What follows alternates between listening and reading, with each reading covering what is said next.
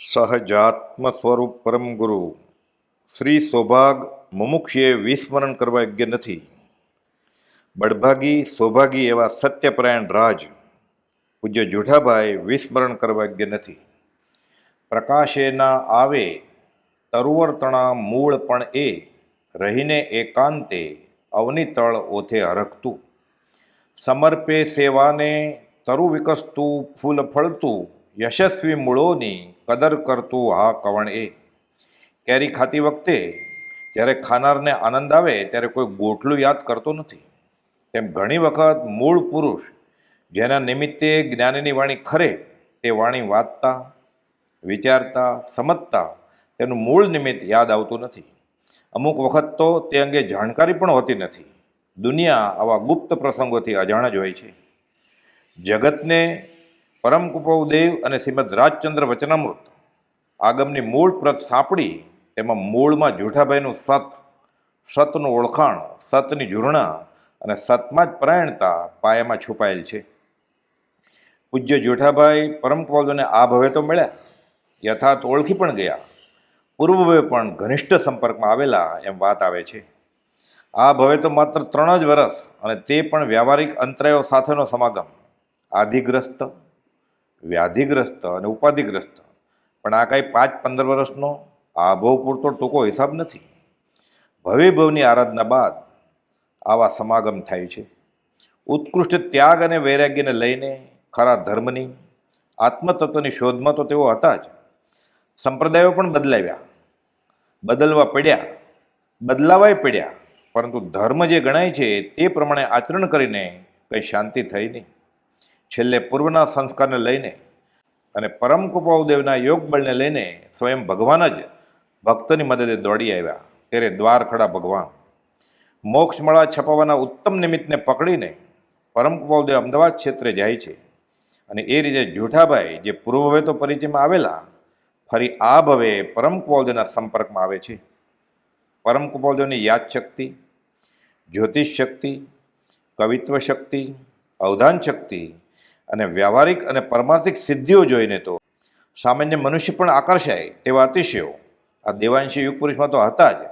સાથે પરમાર્થ વિષયક ગૂંચો કે પ્રશ્નોના જવાબ, જૈન આગમની ઊંચી વાતોના ખુલાસા ચોપડાના પાના ફેરવ્યા વગર જ થતા ગયા અને આશ્ચર્ય સાથે આનંદ અને ઓળખાણ જુઠાભાઈને વધતી ચાલી. પ્રીતિ હતી, હવે પ્રતીતિ આવી. પૂર્વના સંસ્કાર, ઉત્કૃષ્ટ નિર્વેદ અને સંવેગને લઈને પૂજ્ય જુઠાભાઈને તો ઓળખાણ વધતી ચાલી. પ્રથમ મિલનમાં જ જાણે મનોમન શરણાપન તો થઈ જ ગયા હતા. પ્રત્યક્ષ અને પત્રો વાટે સત્સંગ દિન પ્રતિદિન વધતો ચાલ્યો કે દેહ વિલય વખતે પણ ધર્મના પૂર્ણ આહલાદ સુધી પહોંચી ગયો. ફળ પાક્યું, રસ ધરાઈને ચાખ્યો અને શાંત થઈ ગયા.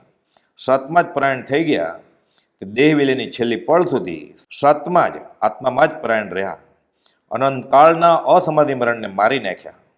ઉંમરમાં તો પરમ કુપાદેવ કરતાં 1 વર્ષે મોટા, પણ પરમ કુપાદેવ પત્રોમાં સંબોધનમાં લખતા તે મુજબ ચિરંજીવી બનાવી દીધા.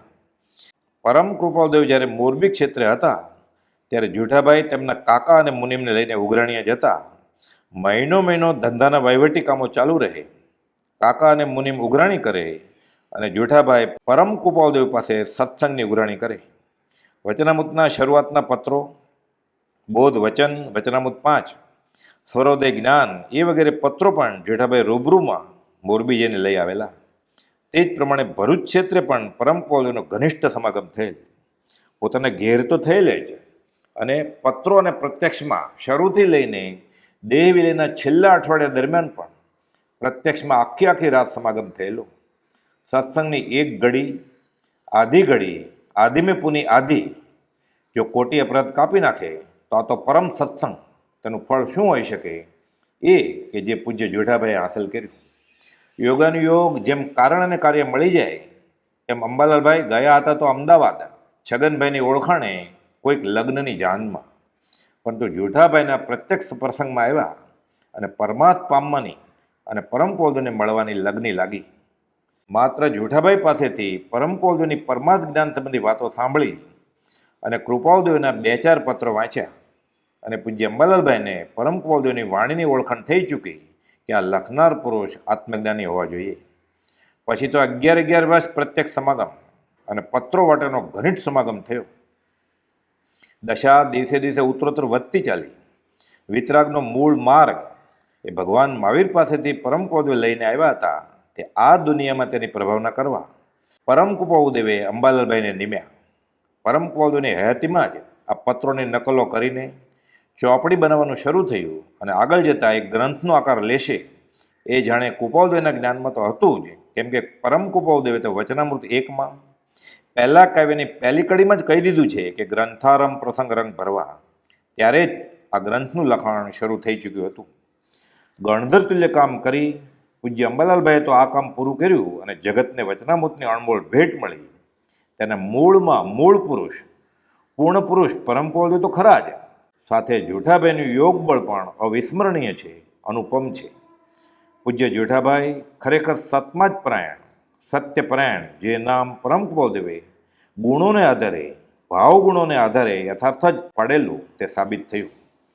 શ્રી સૌભાગ મુમુક્ષુએ વિસ્મરણ કરવા યોગ્ય નથી તે મુજબ વચનામૃત 782માં પરમ કુપાદેવે પ્રકાશ્યું છે. તે વાંચતા વિચારતા કે કોઈ પણ પત્રની વાત કરતા મનમાંથી જેઠાભાઈને પણ ભૂલાય એવું છે નહીં. પૂજ્ય જેઠાભાઈ આ પાવન આત્માના ગુણોને નવાજતા પરમ કુપાદેવે સ્વયં પરમાર્થખેજજન્ય વાક્ય લખ્યું કે જ્યાં વિસ્મૃતને અવકાશ નથી ત્યાં સ્મૃતિ થઈ ગણાય જ કેમ. મૂળમાં તો સૌભાગભાઈ બેફાટ આત્મા અનુભવી, જેઠાભાઈ પાવન આત્મા એવા બડભાગી સૌભાગી, યાદ કરવાની વાત જ ક્યાં, ભૂલવાના જ નથી. એ રાજ ભક્ત રત્નો, સાધુચરિત ગુરુ સ્મરણ તમારા શા કરો, વિસ્મરણનો ક્ષણ એક નથી અવકાશ જો. વચનામૃતના એક એક બોધ વચનને ભૂલવાનું નથી. યથાર્થ બોધ સ્વરૂપ પરમ કૃપાળુદેવને ભૂલવાના નથી. પરમ કૃપાળુદેવ તો પૂર્ણ પુરુષ, તેઓનું યથાર્થ ઓળખાણ જે ભક્ત રત્નોને થયું તેઓ પણ સહજ આત્મ સ્વરૂપ, તેઓ તો બધા જ જ્ઞાન સ્વરૂપ, જ્ઞાનતણો દરિયો, તેને પામનતા તો ભવસાગર ક્ષણમાં તર્યો. હસતા રમતા પ્રગટ હરિ દેખું રે, લેતા રાજ દેતા રાજ, ચાલતા રાજ સર્વત્ર રાજ, હે રાજ સર્વત્ર રાજ, સહજાત્મ સ્વરૂપ પરમ ગુરુ. અંબાલાલ અમદાવાદ ગયેલા લગ્ન પ્રસંગે, ત્યાર પેલા કૃપાનો સંગ નહીં થયેલો. જુઠાભાઈ તમ ગયા. પછી અંબાલાલ કે છે, જુઠાભાઈ પ્રોગ્રામ થઈશું. જુઠાભાઈ બોલ્યા કે પ્રતિબંધ કરું. વરગ્રામ જોઈને પ્રતિબંધ લાગ્યો ને, બીજો તો તૈયાર થઈને કપડા પહેરી કે નાખેલા. અંબાલાલે પૂછ્યું, શું પાકો છો તમે? કૃપાદાર પત્ર બંધાયા. અંબાલાલે લાગી, પછી જેને લાગી તેને લાગી છે અને એના વળગેને લાગે. જુઠાભાઈ ને લાગી, એના વડે અંબાલાને લાગી. અંબાલાને લાગી, એના વડે પ્રભુશ્રી લાગી. એને પગે વળગે તો લાગે, પણ લાયક હતા. પણ કંડમ ગોળો હોય ને, સીધો વળગે તો ના લાગે. વીજળી લાગ્યો ને પગે વળતો આપણે વીજળી લાગે, પણ કંડમ ગોળો તો સીધો વળગે તો ના લાગે.